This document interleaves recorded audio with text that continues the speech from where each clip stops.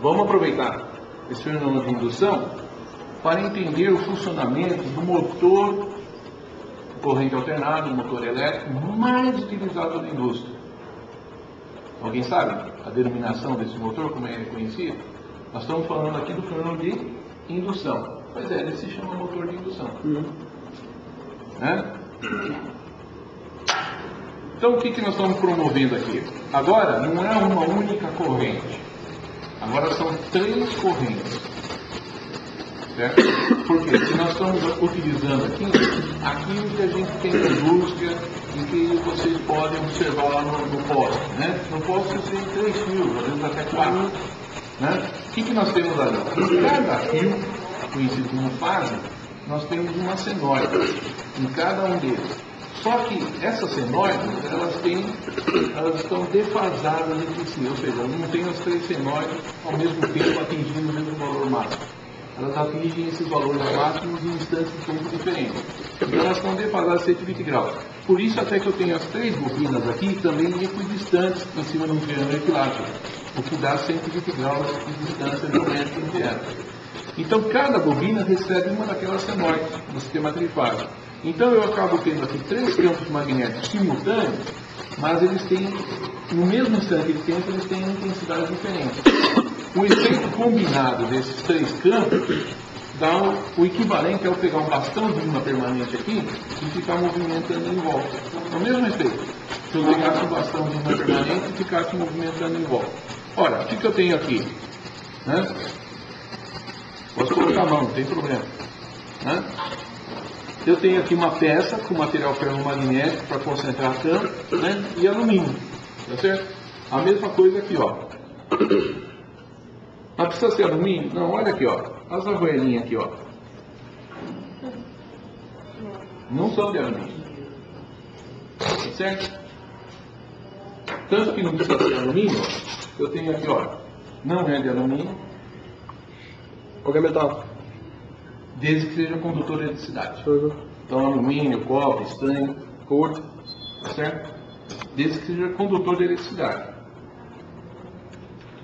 Pronto. Ó.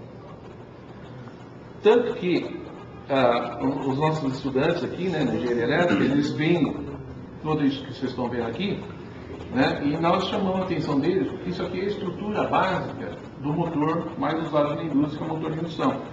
Né, porque eles se baseiam no fenômeno da chamada gaiola de esquilo. Né? Por que gaiola de esquilo? Né?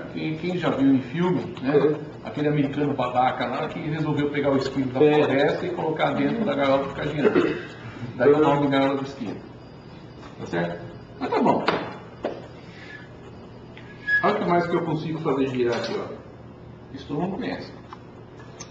Mas não precisa ser light, não, nem light. Né? Basta que seja de alumínio.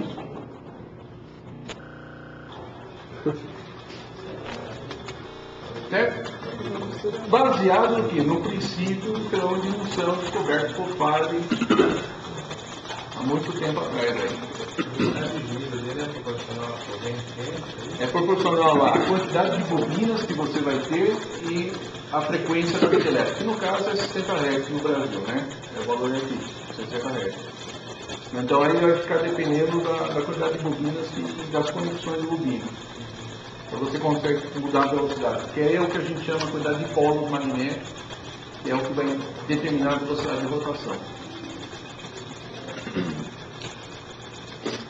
Tá certo?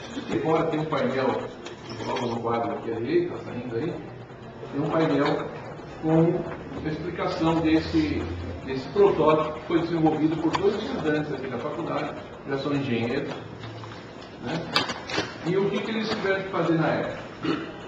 Eles pensaram o seguinte: poxa, se a gente tem aqui um campo magnético em movimento de rotação, não posso fazer esse campo magnético em movimento de translação? Né? O que eles pensaram? Bom, então eu faço o seguinte: pego 3 bobinas e coloco aqui múltiplos de 3, na verdade, né? 3, 6, 9. Só que cansou a mão de obra deles de ficar enrolando bobina, que não encontra para comprar, né? Eles não encontraram para comprar, então eles foram enrolando, chegou uma hora que cansou de ficar enrolando. Então eles fizeram só até a metade, né? Dá para perceber que vai até ali. Certo? Mas já dá para ter uma ideia do magnético.